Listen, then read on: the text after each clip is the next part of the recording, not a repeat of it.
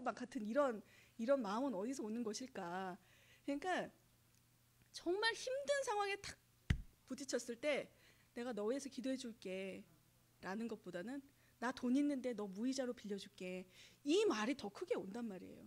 그래서 이스라엘 백성이 가지고 있었던 마음이나 지금 현재 우리의 믿음의 생활하는 것이나 그렇게 별반 차이가 없다라는 생각을 하면서 하나님 앞에서 정말 그 중심에 어떻게 우리가 잡고 살아가야 될 것인가를 우리가 항상 기억해야 합니다. 그리고 은과 금을 많이 두지 말라고 했어요. 이것은 하나님께 드려지는 것들인데 내가 내 것으로 취하지 말라는 의미고, 하라고 한 거 딱 한 가지, 그 말씀을 묵상하고 기억하고 준행하고, 하나님께서 항상 그 말씀을 기준 삼아서 기억하고 따르고 지키고 화하고 복을 너희 앞에 둔다고 그러셨어요. 우리가 날마다 살아가면서 하나님의 말씀을 항상 가까이 해야 합니다. 그래서 이러한 8장에는 이러한 왕을 주세요라는 요구들이 이제 시작이 되었고, 하나님께서는 뭐라고 그러시냐면, 그래 쟤네들 왕 줘라. 나 그렇게 될 줄 알았지. 하나님은 그러셨겠죠? 그래 왕을 줘라 하는데, 이제 9장에 어떻게 되냐면 9장에서 정말로 왕이 나와요. 근데 9장 1절 말씀에 보면 베냐민 지파의 기스라 하는 사람이 나타났대요. 유력한 사람인데 그 사람이 암나귀를 잃어버려요. 근데 그 당시에 암나귀라는 것은 어떤 부자들이 가지고 있는 물건들이었어요. 남자 나귀보다도 암나귀가 더 비싸죠. 숫송아지보다도 암소가 더 비싸요. 왜냐? 새끼를 낳을 수 있기 때문에. 근데 이게 없어졌네. 그래가지고 이 아버지 기스가 사울에게 야, 너 암나귀 잃어버렸으니 좀 찾아와라. 그리고 사환하고 같이 가서 암나귀 찾아와라. 그래서 보내요. 그런데 참 순종을 잘하는 아들인 것 같아요. 네. 제람이 여기 없으니까 우리 아들은 안 한다고 하실 수 있었던 일이에요. 왜냐하면 이 신학자가 이렇게 찾아보니까 이 암나귀를 찾기 위해서 걸었던 그것을 추정해 보니까 약 40km 정도. 그러니까 40km가 어느 정도냐면, 여러분들 저희 집 아시죠? 저희 집에서 교회가 제가 구글 지도 찾아보니까 8km 정도, 7.8km 정도예요. 그러니까 그 거리를 5배 한 거리를 계속 헤매고 돌아다녔던 거예요. 그러니 정말 순종 잘하는 아들이었어요. 착한 아들이었어요. 그런데 사울이 찾다 못 찾으니까 아유 안 되겠다. 우리 아버지가 저 마음에 염려하실 것 같아. 그냥 우리 집에 돌아가자. 얼마나 착한 아들이야. 효심이 이제 강해요. 아버지를 생각하면서. 그랬더니 그 사환이 아우 여기까지 왔는데 그냥 돌아가면 어떡합니까? 저희 가면 하나님의 사람이 있다는데 우리 가서 그분에게 여쭤봅시다. 라고 하고, 그래서 사무엘을 만나게 돼요. 그래서 여러분 옆에 있는 동반자들의 말을 때로는 귀 기울여서 잘 들으셔야 합니다. 네. 만약에 사환이 얘기했을 때 아 그런 게 어딨어 난 집에 갈래 그랬으면, 이 사울은 사무엘을 만나지 못하고 그냥 왕이 안 됐을지도 모르겠어요. 네. 어떻게든 하시겠지만 그 옆 사람의 말을 듣고 또 그 말이 옳다 여겨서 그래서 쫓아갔던 사울의 마음 또한 그렇게 고집센 사람이 아니라는 생각을 해요. 내가 옳다 이렇게 주장했던 사람은 아닌 것 같아요. 그래서 갔는데 여기 놀라운 말씀이 있습니다. 9장 15절 말씀에 이렇게 나와 있어요. 사울이 오기 전날에 여호와께서 사무엘에게 알게 하여 이르시되 라고 말합니다. 그래서 내가 베냐민 땅에서 한 사람을 너한테 보낼 건데 그 사람이 내 백성을 다스릴 왕이야 라고 말씀하세요. 그러니까 사울은 모르죠. 사울은 모르지만 하나님께서는 이미 사무엘에게 너 베냐민 지파에 내일이면 베냐민 지파에서 한 청년이 올 거야. 걔가 왕이야 라고 미리 알려주세요. 그러니까 모든 것들 가운데 하나님의 섭리가 있습니다. 그냥 우리가 봤을 때 그냥 우연이라는 건 사실상 없어요. 하나님 안에서 이 소소한 일들, 암나귀 잊어버려서 찾으러 간 그 소소한 일들로 인해서 사무엘을 만나게 되고, 아, 너 이제 왕이 될 거다. 기름 부으심을 받을 거다. 라는 이야기를 듣고 10장으로 이제 넘어가면 거기서 사무엘이 기름병을 가져다가 사울의 머리에 부었다고 말을 합니다. 여기서 또 한 가지 질문하시는 분이 있어서 제가 설명드릴게요. 그 사무엘이 이제 그 음식을 먹으러 가는데 19절 보면 자, 사무엘이 사울에게 대답하여 이르되 내가 선견자니라. 너는 내 앞서 산당으로 올라가라. 너희가 오늘 나와 함께 먹을 것이요 아침엔 내가 너를 보내되 내 마음에 있는 것을 내게 말하리라 라고 했는데, 산당으로 올라갔다니까 우상 숭배하는 곳 아니에요? 이렇게 질문하신 분이 있어서 이건 조금 짚고 넘어갈게요. 우상 숭배하는 곳이 아니라, 여러분이 모세가 산에 올라갔었던 기억나시죠? 모세가 하나님의 말씀을 받으러, 영의 양식을 받으러 산으로 올라갔어요. 그래서 이 산당은 그 우상 숭배하는 곳이 아니라 시내산에서 모세가 말씀을 받았던 것처럼, 이 하나님을 섬기는 사람들도 그 위에서 말씀을 받는 것처럼 거기서 음식을 먹고 나누게 되는데, 그 자리에 이제 사울을 초대해서 올라가서 같이 말씀을 먹습니다. 즉 그것은 하나님의 양식을 받아서 누린다는 그런 어떤 상징적인 의미를 가진 거지, 우상 숭배하는 데 참여한다는 거는 아니에요. 그래서 산당이라는 게 보통 우상 숭배 때 많이 나오니까 우리가 착각을 조금 하는데, 그런 말씀은 아닙니다. 그래서 그 9장 말씀에 이제 등장한 사울이 10장에 가면 사무엘이 기름병을 가져다가 사울의 머리에 붓고 입 맞췄다고 합니다. 그리고 이 사울에게 하나님의 영이 크게 임하셨다라고 하고, 그리고 그 예언도 하고 이런 일들이 일어났는데, 물론 사무엘이 말을 하기를 너 걱정하지 말아라. 벌써 암낙이 다 찾았어. 너 그냥 집으로 돌아가면 돼. 라고 말씀을 하는데, 이 기름 붓는 것은 누구에게 붓는지 아세요? 기름 부어짐은 왕과 선지자와 제사장들에게 부어졌었던 거예요. 히브리어는 메시아, 그리고 헬라어는 그리스도. 그러니까 예수 그리스도라는 것은 예수님이 뭐 first name, 뭐 그리스도가 last name 이렇게 생각하시면 안 되고, 예수라는 건 이름이고 그리스도라는 것은 명칭이에요. 예를 들자면 뭐 목사님, 뭐 이렇게 명칭, 타이틀, 그리스도. 그래서 기름 부음을 거기서 받습니다. 그리고 10장 2절 보면 재밌는 게, 라헬의 묘실 곁에서 사람을 만나게 되는데, 라헬 기억이 나세요, 여러분들?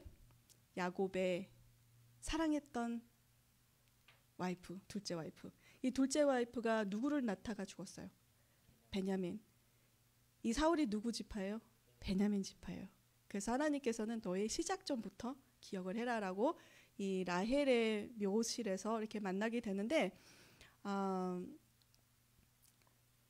여기서 중요한 것들 중에, 그러니까 앞으로 나오는 일 중에는 이제 사울도 전쟁들을 많이 하게 되는데, 세 족속과 전쟁을 하게 돼요. 암몬 족속, 블레셋, 그리고 아말렉 족속하고 이제 전쟁을 합니다.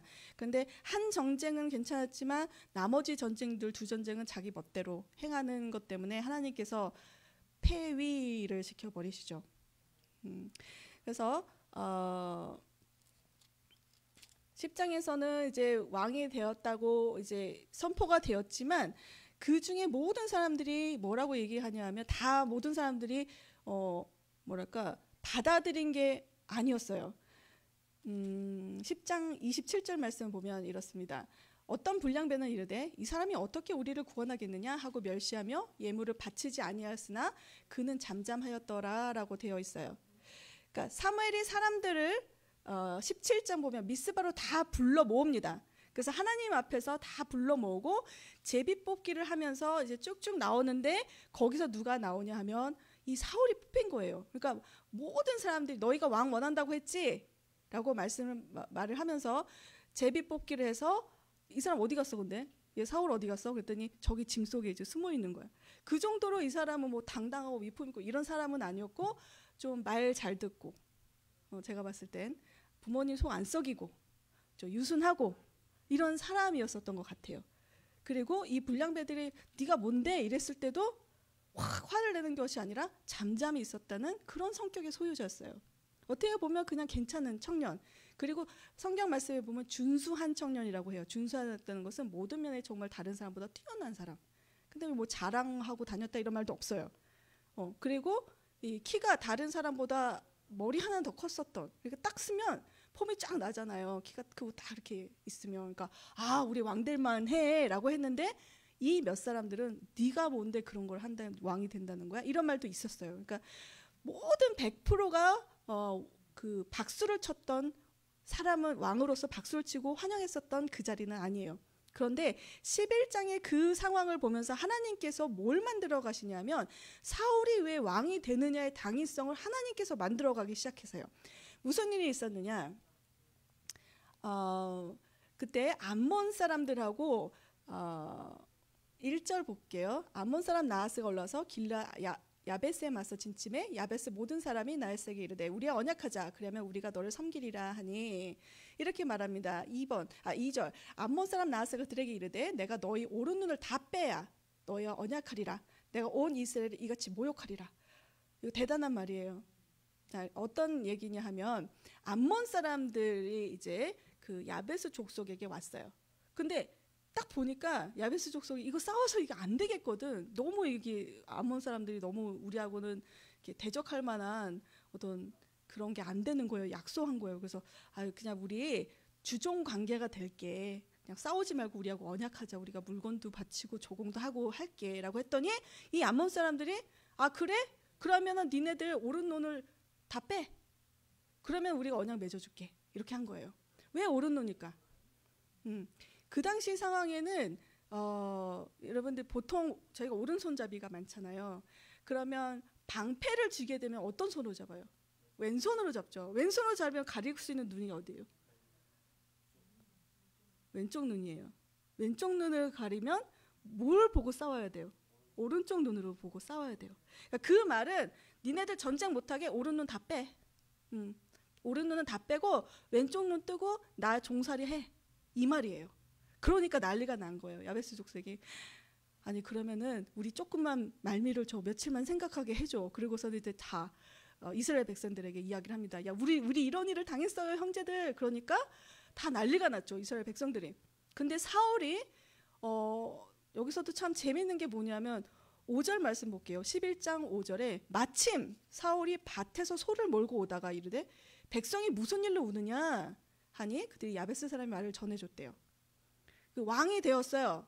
사울이 왕이 되고 기름 부으심을 받고 그 다음에 등장하는 거는 멋있는 왕의 모습이 아니라 뭐하고 왔어요? 그냥 속 끌고 왔어요. 밭일을 하다가 아니 왕의 기름 부으심까지 다 받았는데 왜 속 끌고 이러고 다니지? 라고 생각 안 해보세요? 저는 그 생각 해봤는데 근데 왕이 뭔지를 몰라. 왕이 뭘 해야 되는지도 몰라.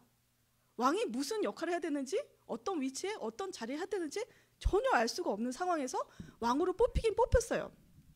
그래서 이 사람이 소를 몰고 오다가 그 얘기를 들어요. 아니 우리 형제들한테 그런 일이 있단 말이야?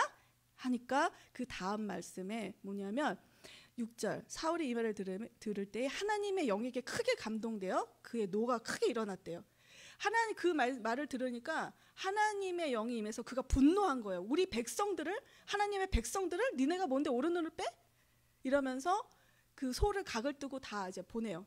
각 집회 때 뭐야 했는데 어떻게 됐느냐? 33만 명이 모이기 시작했어요. 그리고 그 사람들이 한 사람같이 7절 말씀 마지막 부분 보면 그들이 한 사람같이 나온지라. 그러니까 모든 사방팔방에서 이스라엘 형제들이 다 모여갖고 싸우자 이렇게 된 거예요. 그러니까 사실 기름 부음을 받았을 때조차도 제비뽑기를 해서 했지만 모든 사람이 저 사람이 왕이야? 제가 왕이래? 이런 상황에서 저 사람이 왕이 될 수밖에 없어를 만드는 게 하나님이세요. 이 암몬 사람을 통해서 이런 전쟁이 일어나요. 그리고 리더십을 발휘하는 사울 밑에서 완전히 그 사람들을 초토화시키고 그 다음에 어떤 말을 듣느냐 하면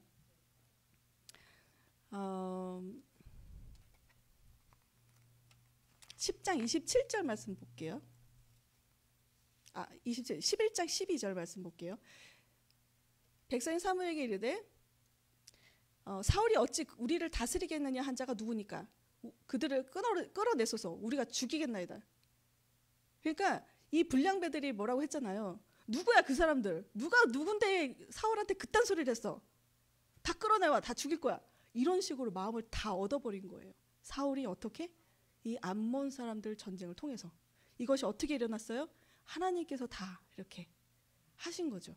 그래서 하나님은 이 모든 백성들로 하여금 이 사람이 우리 왕이구나를 각인시킬 수 있는 암몬 사람들을 통해서 이렇게 하나님이 왕을 세우시는 일들이 일어납니다. 그런데 12장을 보면 이제 사무엘이 이렇게 이야기를 해요. 그 사무엘의 고별사라고도 이제 나오는데, 나이가 들었으니까 사무엘이 온 이스라엘에게 이르되 보라 너희가 내게 한 말을 내가 다 듣고 너에게 왕을 세웠더니 이제 왕이 너희 앞에 출입하느니라. 보라 나는 늙어 머리가 휘어졌고 내 아들들도 너희와 함께 있느니라. 내가 어려서부터 오늘까지 너희 앞에 출입하였거니와 라고 하면서 이야기를 합니다. 물어보는 거예요. 3절 말씀. 내가 여기 있나니 여호와 앞에 그의 기름 부으심 받은 자 앞에서 내게 대하여 증언하라. 내가 누구의 소를 빼앗은 적 있어? 내가 누구의 나귀를 빼앗은 적 있어? 누구를 속인 적 있어? 누구를 압제한 적 있어? 내 눈을 흐리게 하는 뇌물을 받은 적이 있어? 라고 질문을 해요. 근데 이것이 무슨 행위냐 하면 세상의 왕들이 하는 행위들이에요. 사무엘은 이렇게 말합니다. 마지막에 왕을 뽑기까지 뽑았는데 마지막으로 또 한 번 하는 거예요. 니네 정말 왕 원해? 이거예요. 마지막 안타까움이에요. 정말 너희 정말 왕 원해? 내가 이렇게 하나님의 주권을 해서 너희들한테 사실 왕의 자리처럼 그 나라를 다스리고 통치했었던 거는 하나님이시지만 그 사무엘이 그 역할을 했잖아요. 중간 역할을. 하나님께서는 이렇게 너희들에게 하신 적 있어? 라는 거예요.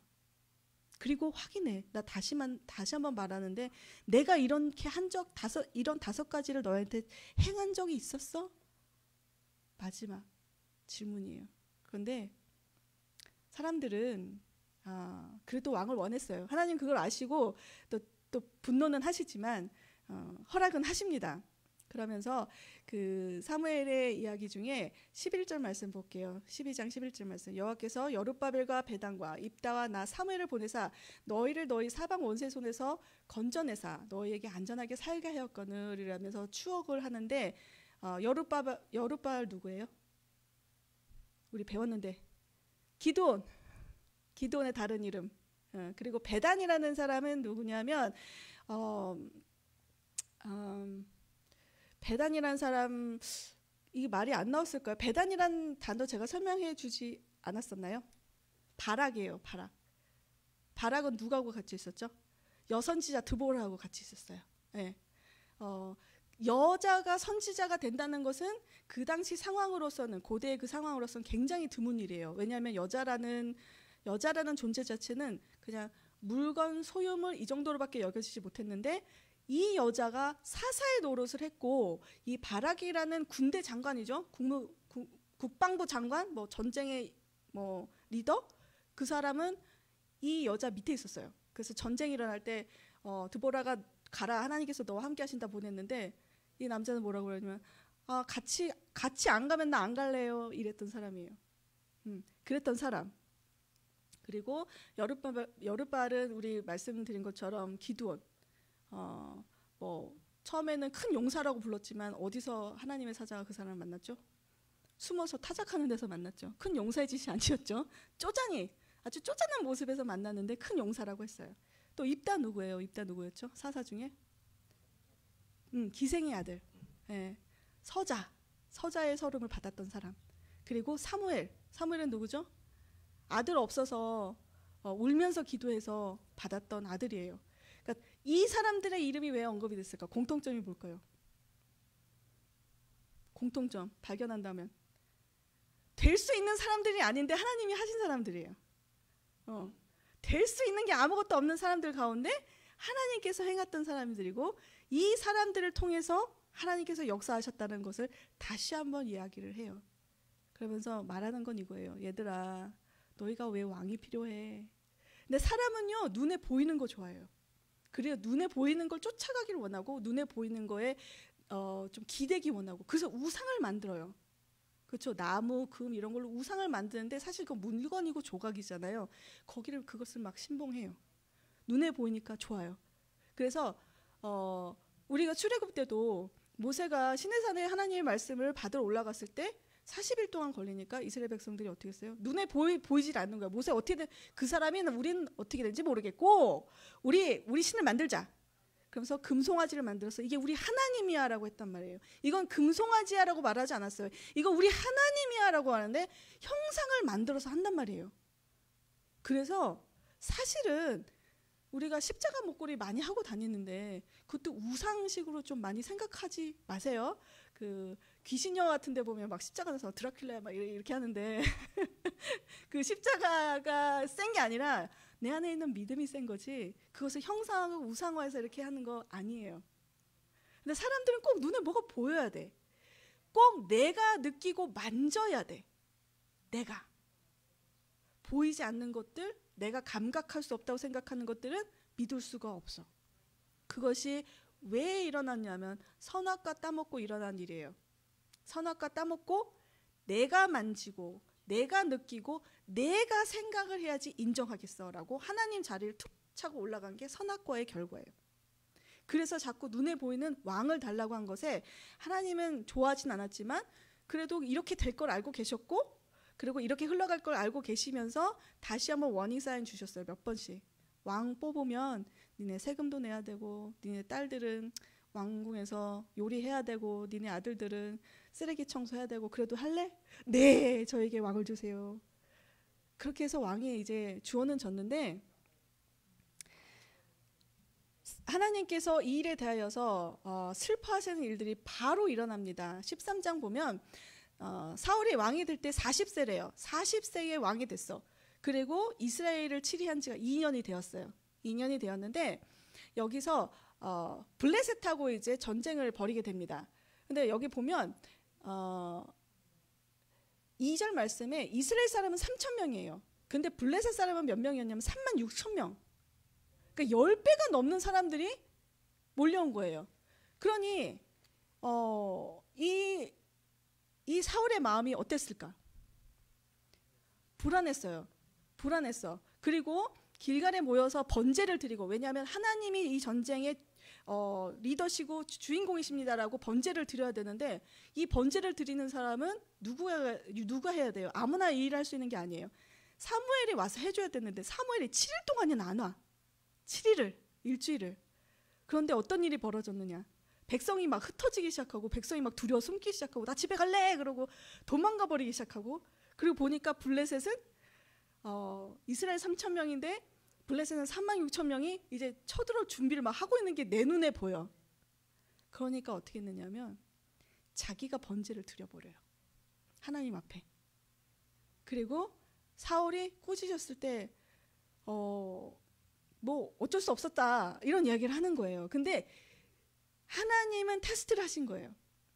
기다릴 수 있느냐, 너 7일 동안 너 기다릴 수 있느냐, 네 믿음을 가지고 나를 기다릴 수 있느냐. 그 테스트에서 무너졌어요. 그리고 백성이 흩어진다는 건 뭐예요? 그전에는 하나님의 영이 크게 임하여서 야 모여, 그러니까는 온 백성들이 다 모여갖고 그 싸움을 이루고 왕이 됐는데, 이젠 백성들이 흩어져요. 이 사람에게 여호와의 영이 임했다는 말이 없어요. 그리고 인간적인 눈으로 보니까 무서운 거예요. 두렵고.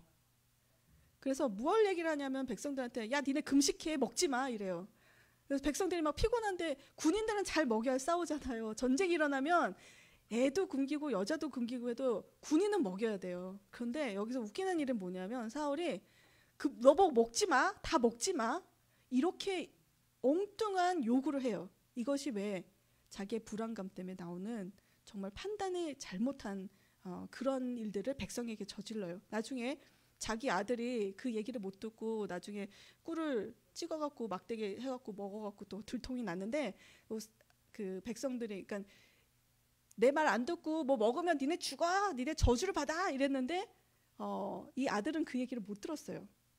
그래서 누군가가 우리 백성 가운데 왕의 명령을 어기고 음식을 먹은 자가 있습니다. 그래서 제비를 뽑아보니까 자기 아들이 걸린 거야. 죽여야 되죠.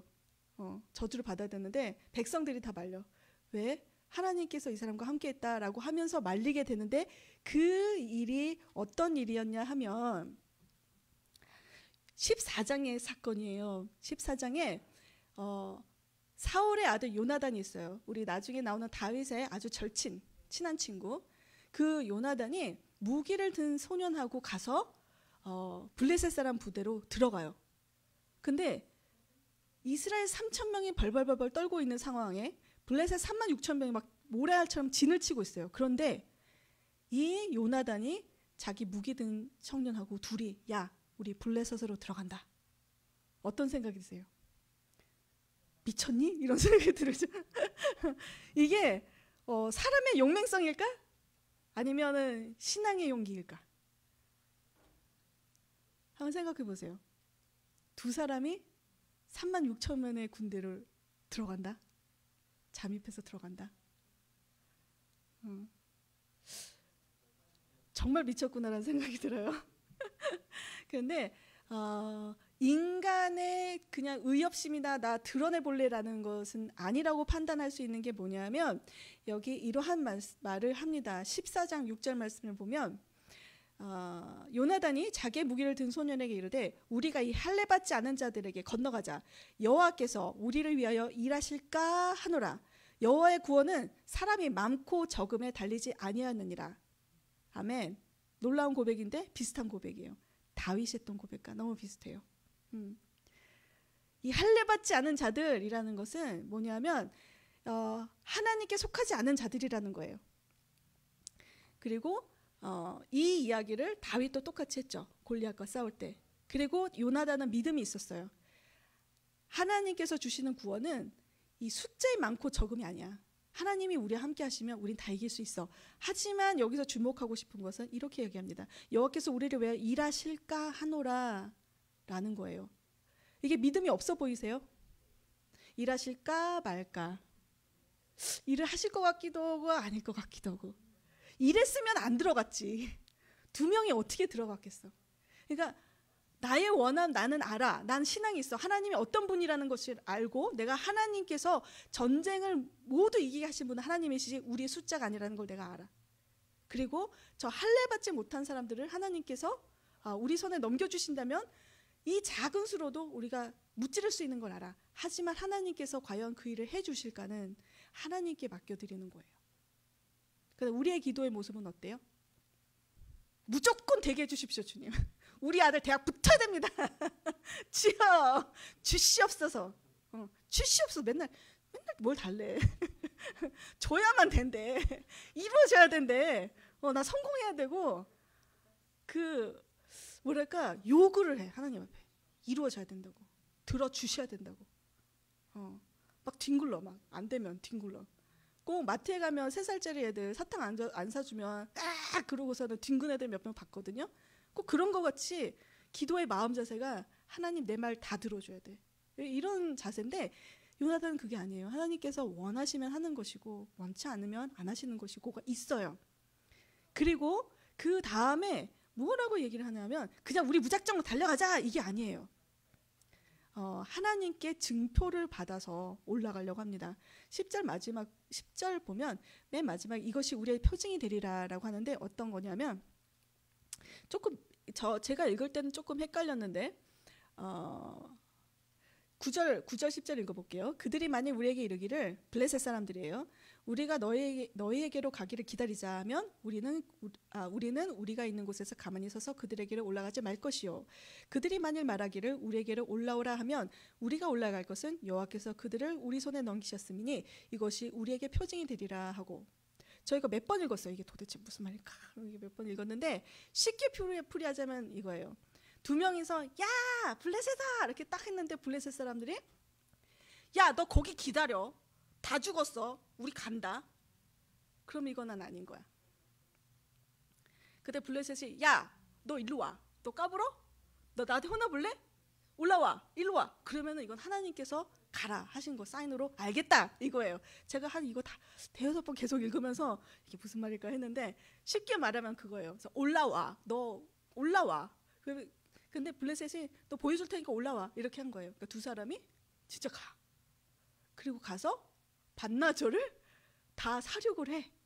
이 두 사람이 모든 그러니까 36,000명을 다 죽였다라는 건 아니지만 이 전쟁이 어디에 속했냐면 23절 말씀 여호와께서 그날에 이스라엘을 구원하심으로 전쟁이 베다멘을 지나니라. 여호와께서 함께 하셨는데 20절 말씀 볼게요. 20절 말씀 사울과 그의 함께한 모든 백성이 모여 전쟁에서 본즉 블레셋 사람이 각각 칼로 자기의 동문을 침으로 크게 혼란하였더라. 블레셋이 자기끼리 막 죽이는 일도 벌어지고 그러니까 엄청난 일을 한 거예요. 그러고 왔더니 먹지 말라, 너네 음식 먹지 마, 금식해야 돼라고 사울 왕이 선포한 거에 대해서 못 들은 거지. 왜냐하면 아무에게도 알리지 않고 갔어요. 요나단이 아빠한테도 얘기하지 않고 갔어요. 그러니까 누가 빠졌는지 모르는 상황에서 나중에 보니까 이 두 사람이 없는 거야. 근데 보니까 그렇게 해서 승리를 얻고 꿀을 찍어 먹었는데 백성들이 뭐라고 해요? 죽이면 안 됩니다. 이 사람은 하나님께서 도우신 사람입니다. 그래서 그걸 넘기게 돼요. 그 위험을 넘기게 돼요. 그래서 우리가 기도할 때 좀 뭐랄까 하나님 앞에 맡겨드리는 기도를 하세요. 하나님 이거 꼭 내 맘대로 이거 꼭 해주셔야 돼요. 이게 아니라 하나님의 원하심이 어디 있습니까를 묻는 게 하나님의 백성들의 자세예요. 하나님의 의도하심과 하나님의 뜻이 어디 있으십니까? 그리고 내가 그것을 순종할 수 있게 도와주세요. 라는 것이 그리스도인들의 기도가 되어야 합니다. 15장으로 이제 막 달려볼게요. 이제 마지막 장, 우리가 봐야 되는 마지막 장인데,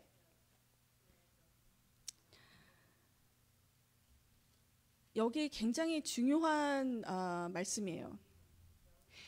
15장 1절 말씀 볼게요. 사무엘이 사울에게 이르되 여호와께서 나를 보내어 왕에게 기름을 부어 그의 백성 이스라엘 위에 왕으로 삼으셨은즉 이제 왕은 여호와의 말씀을 들으소서라고 합니다.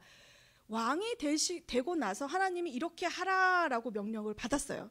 무슨 명령이냐? 2절 만군의 여호와께서 이같이 말씀하시기를 아말렉이 이스라엘에 행한 일 곧 애굽에서 나올 때에 길에서 대적한 일로 내가 그들을 벌하노니 지금 가서 아말렉을 쳐서 그들의 모든 소유를 남기지 말고 진멸하되 남녀와 소아와 젖을 먹는 아이와 우양과 낙타와 나귀를 죽이라 하셨나이다. 이거 굉장히 많은 분들이 힘들어하세요. 자비의 하나님, 사랑의 하나님이 남자도 죽이고 여자도 죽이고 애들도 죽이고 젖 먹는 애기들도 갓난 애기들도 다 죽이고 우양 낙타 나귀 다 죽이래. 싹쓸이 진멸을 하래요. 완전히 진멸을 하래. 왜요? 2절 말씀 뭐죠?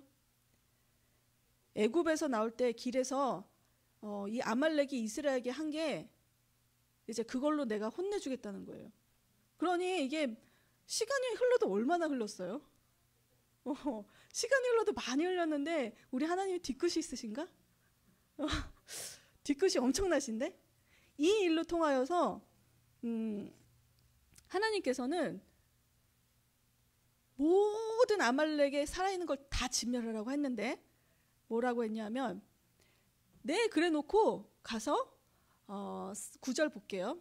사울과 백성이 아각은 이제 그 아말렉의 왕이에요. 아각 왕과 그의 양과 소의 가장 좋은 것 또는 기름진 것과 어린 양과 모든 좋은 것을 남기고 진멸하기를 즐겨하지 아니하고 가치 없고 하찮은 것은 진멸하니라. 그래서 11절 말씀 하나님께서 이렇게 말씀하십니다. 내가 사울을 왕으로 세운 것을 후회하노니 그가 돌이켜서 나를 따르지 아니하며 내 명령을 행하지 아니었음이라 하신지라. 사무엘이 근심하며 온 밤을 여호와께 부르짖었더라 라고 되어 있습니다. 문제가 뭐냐면 순종이에요.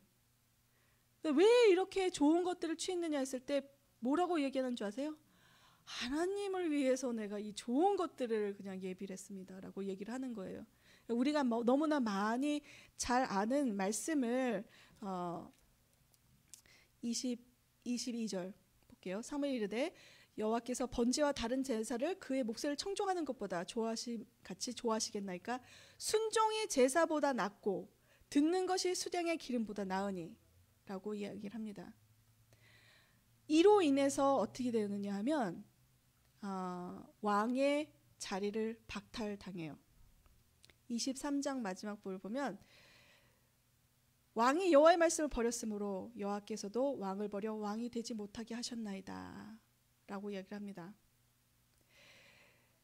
그런데 여기서 보면 재밌는 게 하나가 있어요. 사울이 사무엘에게 말할 때 21절 보세요. 다만 백성이 그 마땅히 멸할 것 중에 가장 좋은 곳으로 길갈에서 당신의 하나님 여호와께 제사하려고 양과 소를 끌어왔나이다예요. 나의 하나님이 아니라 이제는 사무엘 당신의 하나님이 돼버렸어요. 나와 함께 하시는 하나님이 아니라 사무엘 당신의 하나님 때문에 내가 이렇게 했다고 해요. 그리고 계속 당신의 하나님, 당신의 하나님이란 말을 쓰게 돼요. 근데 사무엘은 이 사울로 인해서 굉장히 마음이 아프고 상했던 것 같아요. 마지막 15장 마지막 절 볼게요. 사무엘이 죽는 날까지 사울을 다시 가서 보지 아니하였으니 이는 그가 사울을 위하여 슬픔이었고 여호와께서는 사울을 이스라엘 왕으로 삼으신 것을 후회하셨더라. 하나님께서 후회하셨대요. 아이고 정말 내가 실수를 해서 저놈을 뽑았지. 그래서 후회하셨을까? 하나님이 실수가 있으실까요? 이것은 하나님이 그만큼 마음이 너무 슬프고 무너졌다라는 표현이에요. 그래서 후회를 했다라는 것은 우리 있잖아요. 내가 네 난 거 후회한다 진짜. 자식들한테 이렇게 말하는 분들. 근데 너 집 나가 이렇게 얘기를 하거든요. 뭐 우리 애들도 막 밤늦게까지 오락하고 그러면 뭐 자기 친구들도 다 그런데나? 그럼 제가 얘기해요. 나가. 그 집 가서 살아. 우리 집에서 나가. 그 집의 룰대로 살아. 이렇게 얘기를 해요. 근데 솔직히 제가 너 진짜 가서 살아라는 의미겠어요? 그건 아니잖아요. 내 마음 아픈 거에 대한 표현이지. 그래서 하나님께서도 후회했다라고 말씀하시는 것은 내가 정말 마음이 그 정도로 아프다라는 얘기예요. 그 마음을 가지고 애통했던 사람이 사무엘이에요. 그래서 그만큼 하나님은 마음이 참 애통하셨었던 것 같아요. 근데 여기 이 전쟁에 대해서 조금만 더 만져보고 깊게 좀 생각해보고 가겠습니다. 아말렉이 누구예요?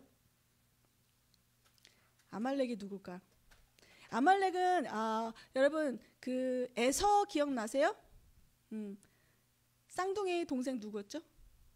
야곱에게 장자권을 팥중 하나에 팔아먹은 에서.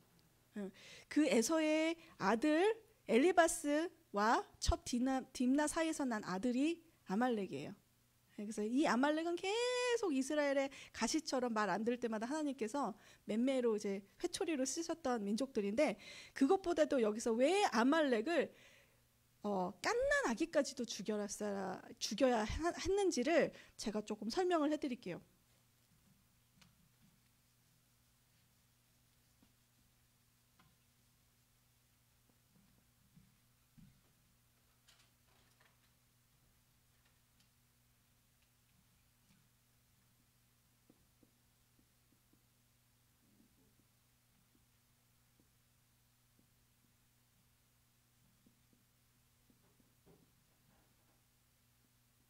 약속의 땅 어디죠? 자, 애굽에서 종살이하던 민족들이 이스라엘이 엉엉 울면서 너무 힘들다고 하니까 하나님께서 구출하겠다라고 하시고 애굽에서 홍해를 건너서 광야로 들어가셨어요. 그 광야에서 처음 만나서 전쟁을 한 게 누구냐면 아말렉이에요. 여기서 전쟁을 하는데 이 전쟁 기억나기 쉽게 말씀을 드릴게요. 어떤 전쟁이었냐면 기억나시죠? 모세가 두 팔을 올렸더니 이기고 팔이 내려가니까 지고, 그래갖고 옆에서 사람들이 그 팔을 붙잡고 있었던 여호수아가 맨 처음에 가서 싸웠던 전쟁이 아말렉과의 전쟁이에요. 그런데 고린도 전서 한번 찾아볼게요. 신약으로 우리 가봅시다.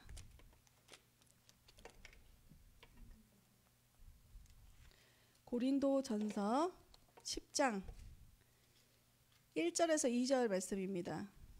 형제들아 나는 너희가 알지 못하기를 원치 아니하노니 우리 조상들이 다 구름 아래 있고 바다 가운데로 지나며 모세에게 속하여 다 구름과 바다에서 세례를 받고, 세례는 침례를 받고 라는 거거든요.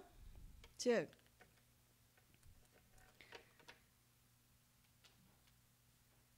홍해로 들어가는 애굽에서 봤을 때는 어떤 길이에요? 이거 죽으러 들어가는 길이에요. 근데 광야에서 보면 어떻게 해요? 이 사람들이 살아서 나온 사람들이에요. 그리스도인들은 어떤 사람들이냐면 세상이 봤을 땐 죽으러 들어가는 사람들 같아. 그런데 실질적으로는 그 사람들이 하나님의 약속의 땅을 위해서 하나님의 영원하심을 통해서 걸어가고 있는 살아난 사람들이에요. 그래서 홍해를 여기 사도 바울이 뭐라고 비유하냐면 침례 받았다라고 해요. 세례 받았다라고 나와 있는데, 침례나 세례나 사실은 침례가 성경적으로 맞죠. 왜냐하면 완전히 들어가서 나는 예수와 함께 죽고 다시 일어나는 난 예수와 함께 살았다는 거예요. 그래서 모든 이스라엘 백성들이 홍해를 건너면서 침례를 다 받았어. 그리고 나서 광야로 왔는데 누가 기다리고 있었다? 아말렉이 기다리고 있었어요. 이것은 무엇을 얘기하냐면 내 옛날의 습성 있죠. 고기 먹고 싶어, 마늘 먹고 싶어, 오이 뭐 이런 거 먹고 싶은데 왜 우리는 못 먹는 거야? 부터. 네. 내가 원하는 거, 내가 생각하기에 옳은 거, 자아예요. 우리가 그리스도인들로서 이 하나님의 약속하신 땅에 들어가기 전까지 우리가 광야 생활을, 우리 인생을 광야 생활로 비교하는데 여기서 기다리고 있는 대적은 아말렉이에요. 그래서 내 자아와 맨날 싸우고 이 아말렉을, 그래서 하나님께서 젖 먹는 애기까지 다 죽여라는 거예요. 근데 그 말을 안 들었어요. 하나님 앞에 나아가는 자들은 내 자아를 다 죽여야 돼요. 예수님께서 뭐라고 말씀하셨죠? 너를 부인하고 너의 십자가를 지고 따르라고 했어요. 나는 없고 그리스도로 사는 사람들, 그게 그리스도인들이에요. 그래서 하나님께서는 뭐라고 말씀하시냐면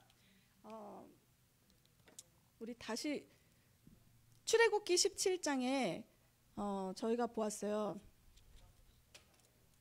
출애굽기 17장 거기 나오는데 저희가 함께 읽어볼게요. 출애굽기 17장 그 아말렉의 전쟁에 대한 이제 설명이 나오면서 아말렉과 싸우는 이야기가 17장 8절부터 나오지만 15절부터 16절 저희가 함께 읽겠습니다. 시작. 모세가 제단을 쌓고 그 이름을 여호와 니시라 하고 이르되 여호와께서 맹세하시기를 여호와가 아말렉과 더불어 대대로 싸우리라 하셨다 하였더라. 아멘. From generation to generation. 대대로 싸우신다고 하세요. 하나님은 우리를 구원하시고, 그죠? 구원해 내시고 우리가 침례를 받고 하나님 정말 하나님의 백성으로서 예수 그리스도의 보혈의 피로 저희가 구원을 받았어요. 6월절에 어린 양의 문지방에 그것을 건너서 홍해를 건너서 나오잖아요. 우리는 예수님의 십자가로 정말로 애굽 세상을 탈출해 나온 사람들이에요. 그리고 침례를 받았어요. 침례는 예수와 함께 죽고 예수와 함께 살겠다고 이 삶을 살아가는 광야의 생활 가운데 누가 늘 대적하고 있느냐? 아말렉, 나의 자아. 이거는 하나님의 영원한 나라로 들어가기 전까지 계속 싸워야 되는 일인데 하나님께서 이렇게 말씀하시잖아요.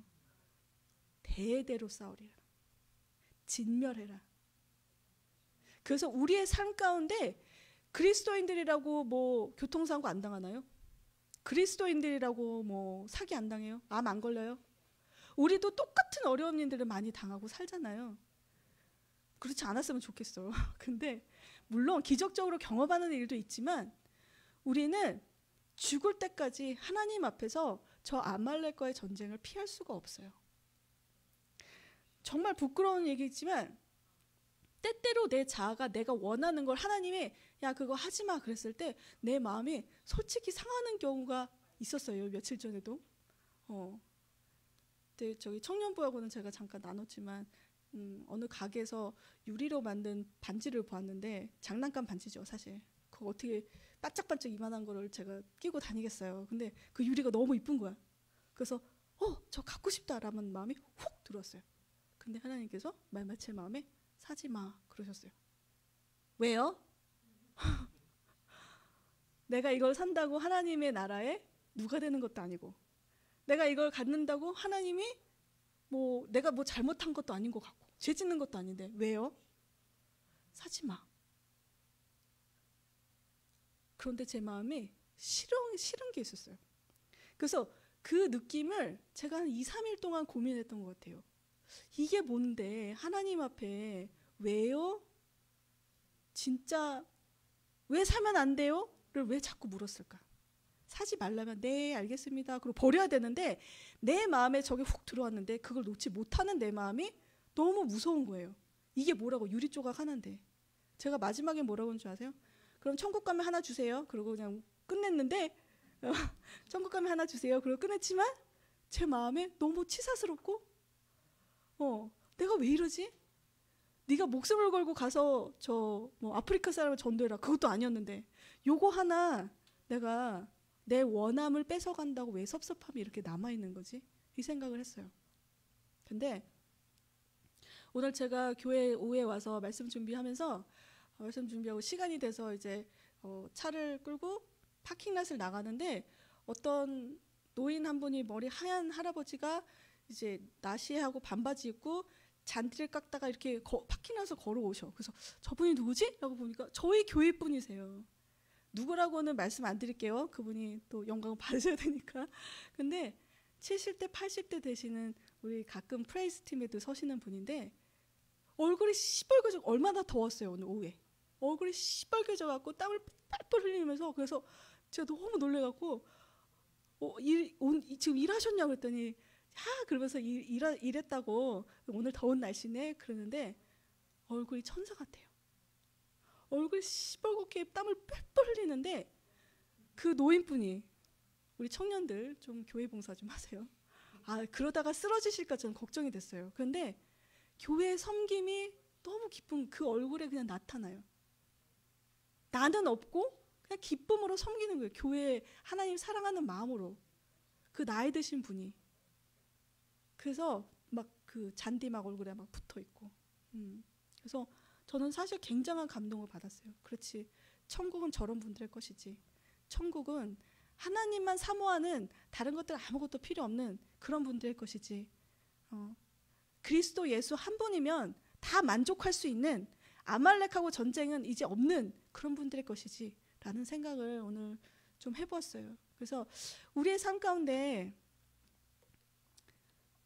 주님께서 나는 대대로 이 아말렉과 싸우겠다 하신 그 전쟁 선포를 한번 생각을 해보시면서 예수 그리스도께서 나를 위해 하신 것이 무엇인지. 예수 그리스도께서는 자기 자신을 버리셨어요. 우리를 살리려고. 우리는 그런데 기도할 때 다 내놓으래. 이것도 해줘야 되고 저것도 이뤄줘야 되고. 그러니까 이게 아말렉에서 나오는 기도 제목이 아닌가 한번 생각해 보시는 우리가 되었으면 좋겠습니다. 저희 함께 잠깐만 기도하시겠습니다. 주님, 이 시간 저희들의 자아를 모두 내려놓습니다. 주님, 저희들이 사울 왕의 모습을 봅니다. 처음에는 유순하고 순종하는 모습이었고 겸손한 죄였지만 하나님, 왕이라는 그런 타이틀을 받고 나서 점차 순종하지 않고 나의 길로 행하는 그런 사울의 모습을 보았습니다. 하나님은 순종을 제사보다 더 낮게 여기신다고 말씀하시는데, 하나님, 저희의 삶 가운데 저의 자아의 것을 내려놓고 순종에, 믿음의 순종을 해나갈 수 있는 우리 모두가 될 수 있도록 주님 도와주시옵소서. 이 시간 저희와 함께 하시며 저희를 인도하시며 그 약속을 지켜내시는 그 하나님, 저희가 감사함으로 모든 것을 예수님의 이름으로 기도드립니다. 아멘. 저희 시간이 좀 지나긴 했는데 오늘 주은이가 이제 마지막 날이에요. 주은이가 7년 8년 유학생활을 고등학교 때부터 대학까지 나오고 그리고 이제 한국으로 돌아가기로 되었어요. 그래서 이 시간 저희 주은이에서 좀 잠깐 기도했으면 좋겠고. 주은이 기도 제목 있어요?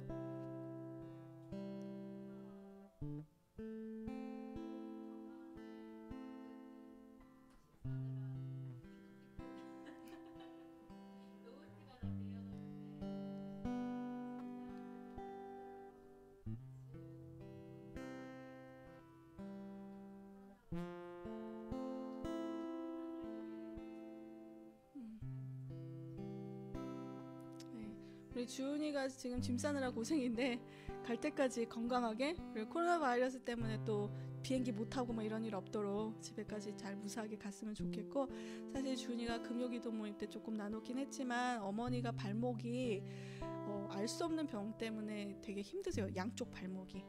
피부색도 까맣게 변하셨고 그래서 어머니의 건강을 위해서도 기도해 주시고, 또 우리 부모님이 주님 안에 돌아올 수 있도록. 사실은 주은이 가정에서 유일하게 주님의 자녀, 지금은 그렇지만 그래서 가족들이 아직 주님을 알지 못하기 때문에 가정에 가서도 복음의 전도자가 될 수 있도록 같이 기도해 주셨으면 좋겠고. 저희 함께 통성으로 기도하고 우리 작년 일부 분들 잠깐 짧게 기도해 주시고 제가 마침 기도할까요? 네, 기도하시겠습니다.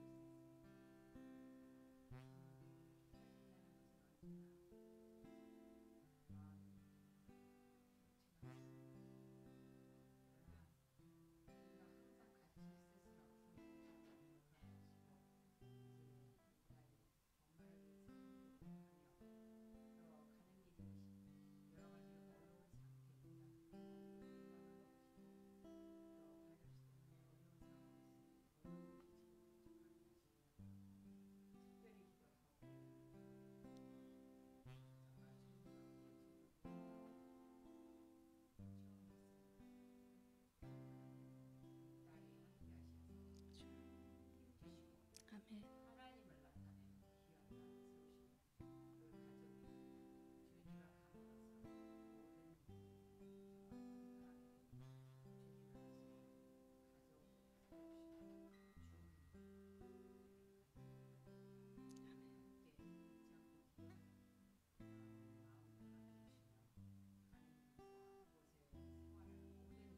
가는 길과 그곳에 생활하는 모든 일이 하나님이 함께 하신다는 잊지 않는 주님 아멘.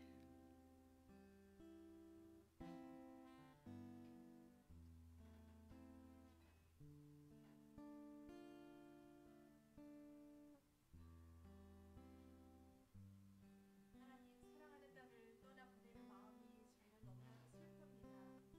하지만 다시 만날 것을 알기에 주님 나라에서 다시 만날 것을 믿기에 마음이 놓이고 기쁩니다. 아버지 어머니를 사랑하는 마음으로 떠나는 그의 마음 주님께서 헤아려 주옵소서. 아멘.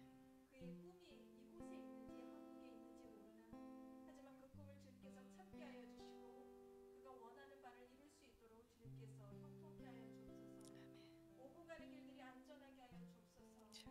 그리고 또한 어머니의 발목으로 인하여서 저희가 기도하고 주은이가 눈물려 기도합니다. 아버지. 그 일로 인하여서 주를 믿게 하여 주시고 아멘. 주님께서 치료하여 주시사 아멘. 하나님의 힘을 보여주시기를 원합니다. 아멘. 주를 믿게 하여 주옵소서. 아멘. 온 가족이 주를 믿게 하여 주옵소서. 아멘. 하나님께서 저희를 다시 만나게 할 것을 믿사오니 주여 주은이 아름다운 길을 주님 동행하여 주옵소서. 아멘. 조이가 이제 한국에 가 있는데 한국에서 어떤 일이 또 있을지는 모르겠으나 앞으로